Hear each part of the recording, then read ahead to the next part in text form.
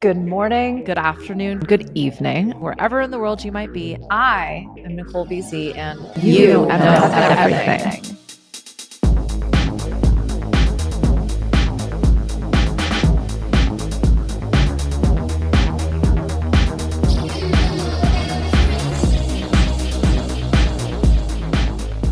I am very excited to be joining you on this absolutely gorgeous summer day where I'm at in this space-time continuum intersection. So thank you for being here. We're going to keep this one short and sweet because let's be real, getting organized is probably not everybody's favorite subject. So if you are watching or listening to this, welcome. I'm glad you're here because I am going to share a few very simple organization hacks. And this isn't going to be an episode about productivity. I have lots of those. This also isn't going to be about your own work and flow and how to really discover the secret sauce to your own productivity. Again, I will link to some episodes that very much give you the opportunity to dive deep into that. This episode is for the chaos demons, and I am pointing at myself right now if you have the pleasure of just listening.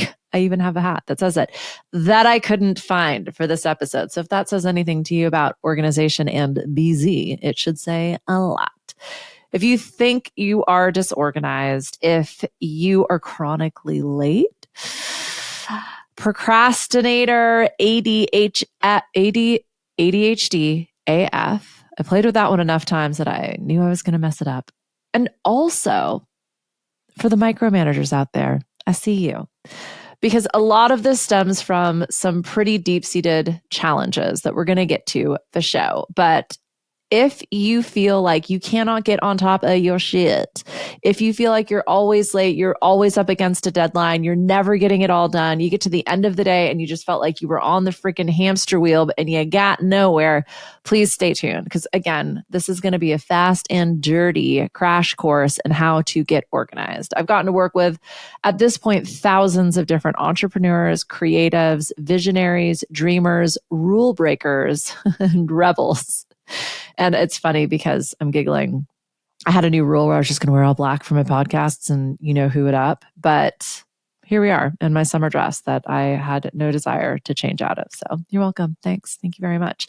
That's the fun thing about getting organized, though, is when you can see all of the pieces of your puzzle and you know what the big picture is, you get to have a little fun with it. Maybe you're an edge piece kind of person. Maybe you're going for colors or shapes. Maybe you're just looking at the dang box and someone qualify it cheating. It doesn't matter. And in fact, you actually get to use all of the strategies in order to support yourself. Because at the end of the day, it's about creating a structure that you can really lean into and can even carry you, especially on your worst days. If you're anything like me, you have been experiencing an exceptional amount of chaos and uncertainty and unpredictability in your day-to-day. But here's the thing, that doesn't have to feel out of control. So again, there's a few simple tweaks we're going to get into, things that don't take a lot of time. They might take some practice, as in you'll need to think about a few different ways of how to introduce these things into your day-to-day.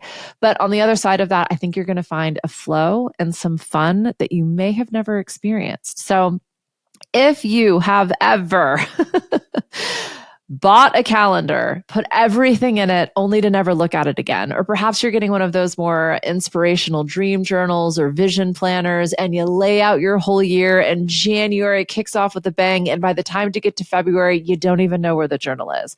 Maybe you did the whole bullet journaling thing. That I personally found completely overwhelming. I was firstly like, how many pens do I need?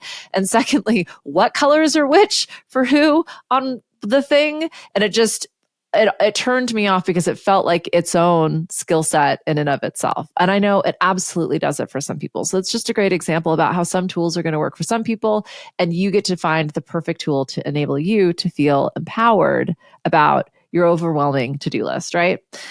And if you are a tech nerd like me, you've probably synced your Google Calendar or your 18 different Google Calendars, depending on your businesses and projects or how you like to compartmentalize your life, to your Slack channel, your project management software, your time tracker. Everything is automated and you got everything in there. And now you've just got a whole bunch of overdue tasks sending you reminders in your Slack with blocked out time on your GCal that might be ignored, or you just hide that particular calendar. So believe me, friend, I get it. I've been there. I've done it. I'm juggling multiple projects. I always say, if you think you're going to get all the way through your to-do list, you're probably dead. So I love having an overwhelming amount to do because it means in any given moment, I actually get to do the thing I want to do the most. And when I kind of unlocked that, everything opened up for me. So one of the reasons that this episode is popping up now is we're moving into the busy season for a lot of people in the Northern Hemisphere. And we're also moving into what could be a slow season for a lot of people in the Southern Hemisphere. Either way, people tend to either take on a lot more due to the busyness or want to tackle some really massive projects due to the slow times. Or perhaps they're even just taking a vacay that's going to need a lot of extra prep and organization and getting ahead of things so that they can actually take some time away from the slow business. It's a great time to take some time away, right? I have a person who I've been working with for years now, and we've been hacking their organizational style for a while. And the reason for that is things keep changing. Business keeps growing. New locations keep opening. Products keep expanding. New audiences and markets keep getting introduced. So what worked 4 years ago when we first started is just simply not going to be the best strategy any longer. The good news is they've built some really, really healthy habits into their day-to-day that absolutely support them. And the number one tactic that we pulled out of the last few years is simply setting a reminder in their afternoon to help them understand what is the one thing we need to get done by the end of today. And we're actually going to be choosing to focus on this activity when we hear this alarm, and therefore bring whatever it is we're doing to a completion because this is the priority. It also is the opportunity to ask what hasn't gotten done. Another client of mine likes to call themselves a time optimist. And oh, can I ever relate? The amount of things I think I'm going to get done at any given day is ambitious at best and absolutely ridiculous and completely unrealistic at worst. And I kind of get this. I like to give myself something to stretch towards, but also recognizing there's probably one, maybe three things that absolutely have to get done. And everything else in between just is kind of a wish. That's what works for me. Some people would just prefer to have one thing or three things to prioritize, and that's it. And when they're done, they're off the hook. Again, there's never one right way or a singular answer to these questions. It's all about, are you experiencing some chaos because you feel like you can't ever get on top of all of the things? They're all kind of yelling at you in your head, and you often feel like you don't know what to do first. You don't know which thing to focus on. My biggest excuse is that anytime I go to try and do one thing, there's actually 8 other tasks that are attached to it. We're going to get to how to figure that one out. So if you've ever felt like you don't know how to possibly get through all of the things on your to-do list, let alone put all of the fires out in your day, absolutely comment below. I would love to hear your thoughts and your experiences. Thank you. So by setting this simple alarm, it helps this person remember, oh crap, we're nearly through our day. We're in the early afternoon. I've probably got one Hail Mary left, right? So what is that? What is the number one thing I need to do to make everything else easier or potentially unnecessary today? Thank you. Gary Allen? No. I'm thinking David Allen from Getting Things Done and Gary Keller from The One Thing, and that's who that quote was from. So it takes time to organize. Spoiler alert. Sorry, I felt some cringing going on there.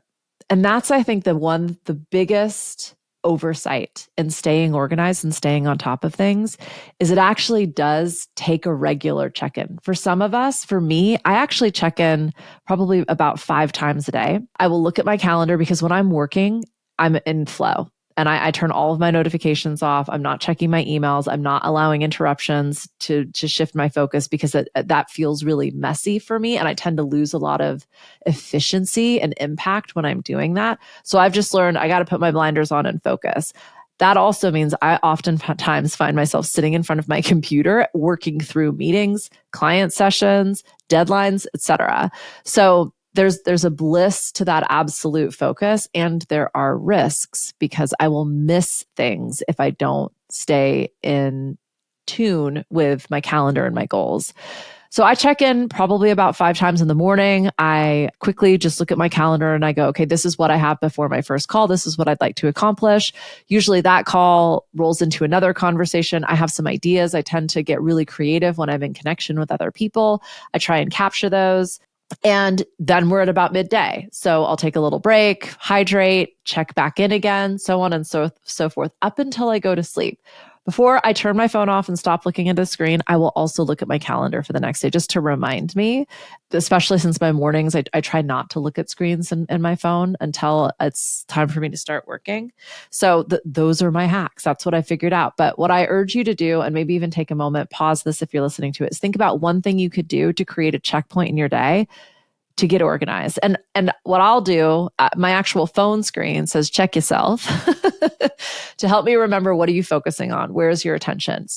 It's pretty easy to just pick up your phone to look for something to do, right? That's not exactly what I want. I want to be approaching my work with. I want to be proactive. I want to be choosing what I'm putting my energy into and what I'm focusing on, not letting my phone make some random ass suggestions. Because I don't know about you, but every time I pick up my phone, I do 10 different things that I had no intention of doing. And I completely forget why I picked up my phone in the first place. So the second thing that I think needs to happen, and is the exact follow-up to our first activity, create a check-in, is shuffle.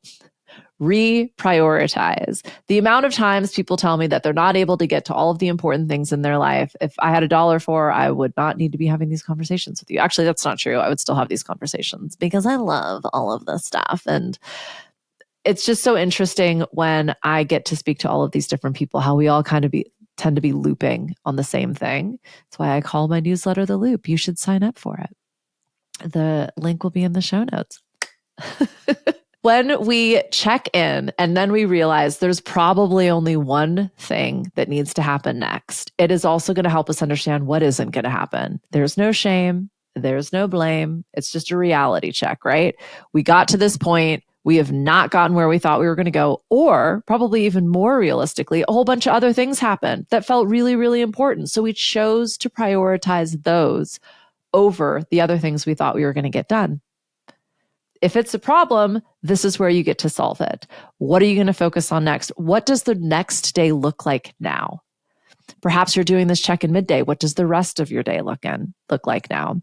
What needs to get shuffled around and reprioritized? If you're doing this midweek or potentially mid-month, it's also going to help you keep your eye on the prize, on that puzzle box, right? If it's 11 o'clock at night and you're already past your bedtime and you haven't even finished the edge pieces, maybe that puzzle just isn't getting done today.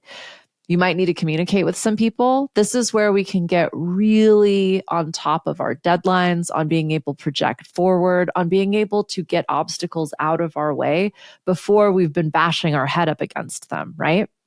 So by reprioritizing, not only are you going to ensure the most important stuff is at least getting your attention, you're also going to be able to loop in the people in your life, in your work, partnership with you, whether that's business or a relationship, so that they also are aware of what's going on with you, what's important, and perhaps they'll need to shift priorities as well.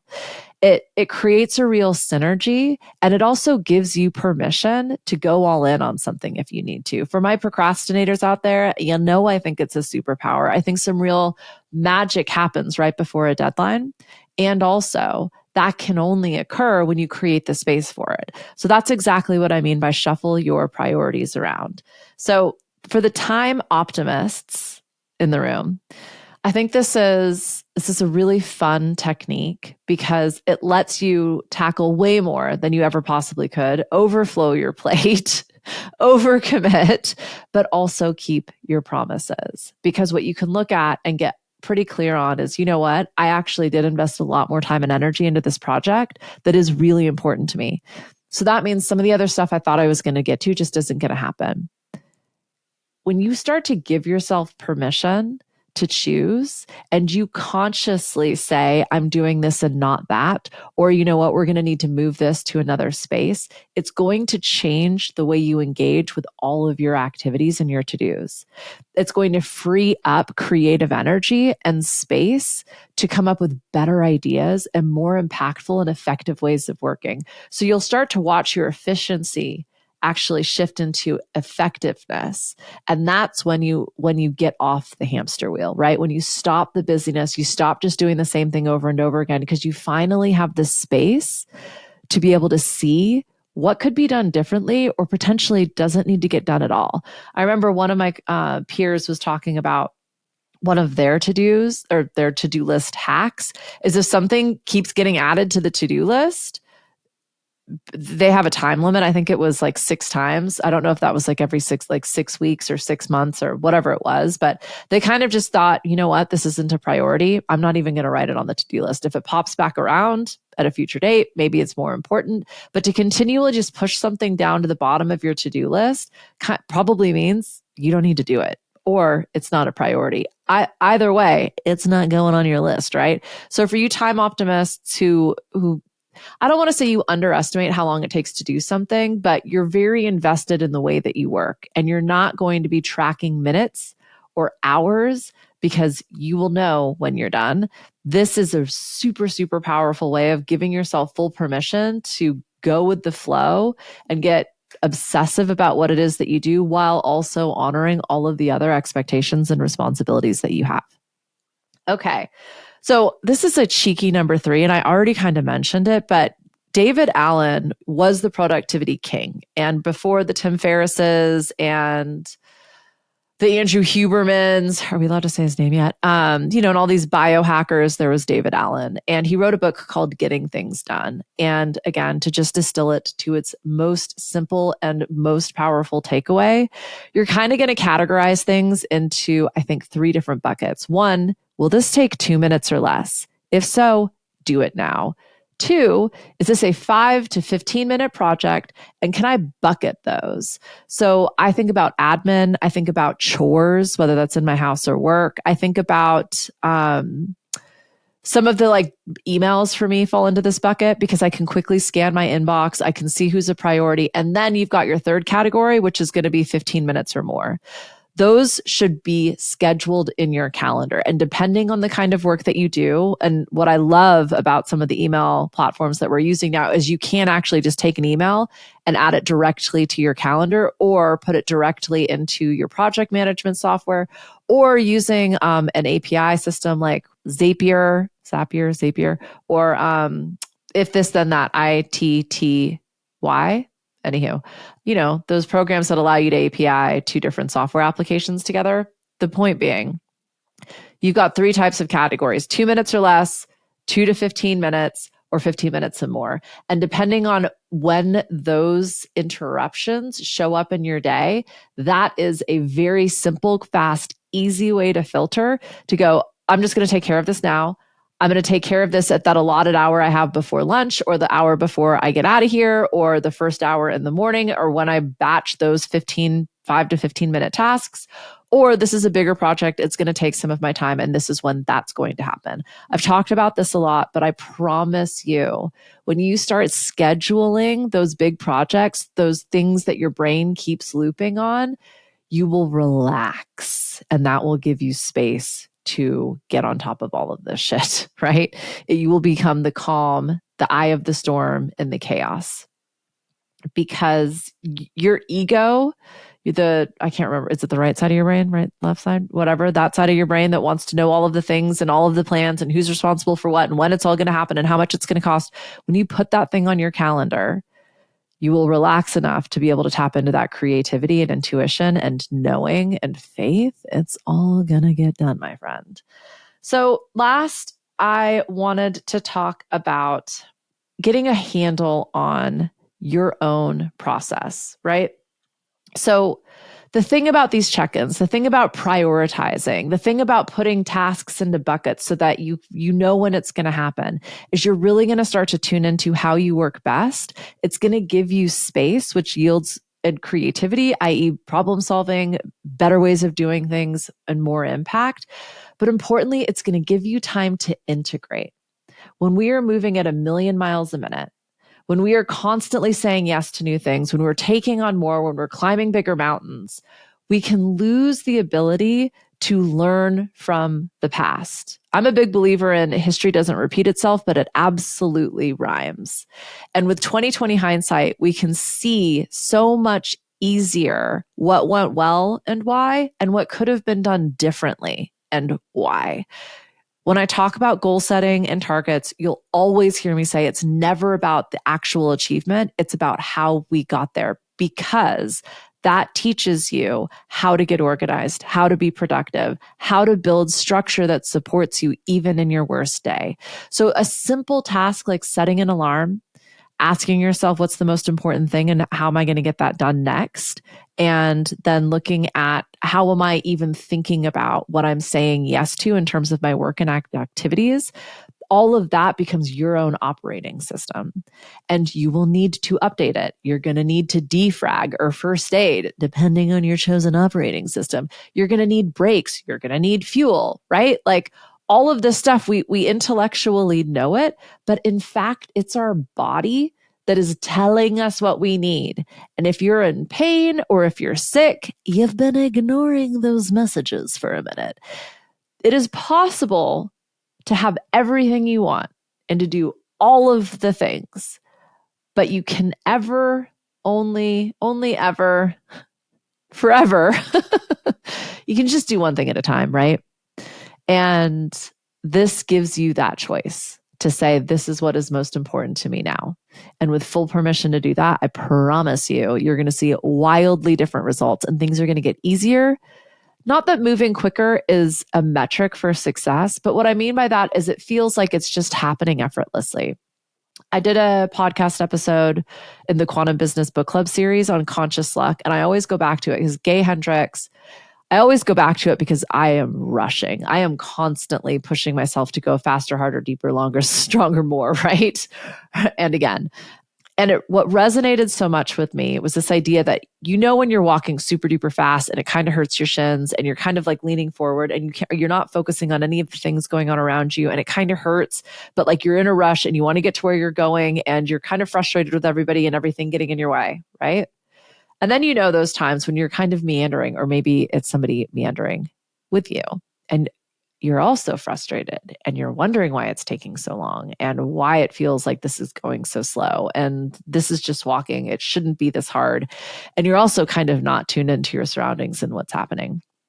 In either or instance, you're going to miss opportunities. You ain't going to smell the roses. You're not going to notice subtleties and perhaps secret cues or messages for you. You might miss an important person or connection or opportunity or delicious coffee as you're storming past or frustratedly, obnoxiously, slowly feeling sorry for yourself, whatever it might be, meandering, right? But when you find that speed of you, when you're moving at your unique pace, all of that happens and you're able to tune into it and pick up exactly what you need and leave the rest. The things that you need to say no to are obvious. The next big thing pops up without even looking for it. And you don't have to believe me. I absolutely encourage you to read the book, or you can listen to the podcast episode, but maybe just try that experiment and just see the difference walking around your neighborhood, your favorite street, your office place, even the gym. Walk too fast, walk too slow, and then find a pace that just feels effortless. And notice the difference. Notice what you're able to tune into, how your body feels, how your mind feels, the thoughts that are going through your head, the feelings that you're experiencing. There will be a distinct difference. It's subtle, but that's what I'm talking about in terms of creating these check-ins, reprioritizing in real time, bucketing tasks just simply based on the energy you're going to need to invest into them, and then giving yourself the opportunity to really tune into what's working now. Oh, sorry, something just happened on my computer. I think that means we're done. But when you are able to integrate this process, you will start to discover magical ways of moving through your day. Whether that means you're binging Game of Thrones on Sunday in bed all day like I did because I was exhausted and my body was like, we need rest. And this is what's happening despite how many things I needed to do and how behind I felt like I was. Fast forward to this point in my week, and I just got a giant to do taken off my plate. I didn't even have to ask for it. It just disappeared. And that was the thing I was stressing about doing at the end of the week. It's that kind of like flow and magic, for lack of a better term, that shows up when you're moving at the pace of you, when you're focused on what's most important to you in this moment, when you're willing to shuffle and move things around in order to give yourself permission to do the thing that you think is the most important. Okay, one last thing, just because it was popping up while I was talking. Thank you for indulging me. As things change, seasons, life, new life, the passing of life, business, taxes, birds chirping. I mean, there's a million different things that pop up in our day to day. And whether it's a Monday and you don't like talking to people on Monday, or it's the afternoon and you tend to slow down, or you just lost someone very, very close to you, or somebody pretty fucking special just showed up. It's this organization that gives you the space for all of it. And that's why it's so important. And that's why I love business, because it pushes us to confront some of these challenges. I think we're a little more able to excuse and compartmentalize away in our personal lives. But you can do it all. You can have it all. And I think this is the step-by-step framework to make sure that you get exactly what you need when you want it, and exactly what you want when you need it. Thank you so much for being here. I dropped a whole bunch of different podcasts and resources throughout this. We'll link those in the show notes. I would love to see you in my loop. It's where I share a little bit more personally. I am, you'll find, this jibber jabber across all of the different platforms. I'd love to see you on your favorite platform, but most especially, I would love to hear from you directly. You can always email me, hello@NicoleBZ.com. I tend to be inspired and make episodes based on comments and based on inquiries. So let me know what you would like to riff on. I am here for you. Thank you so much.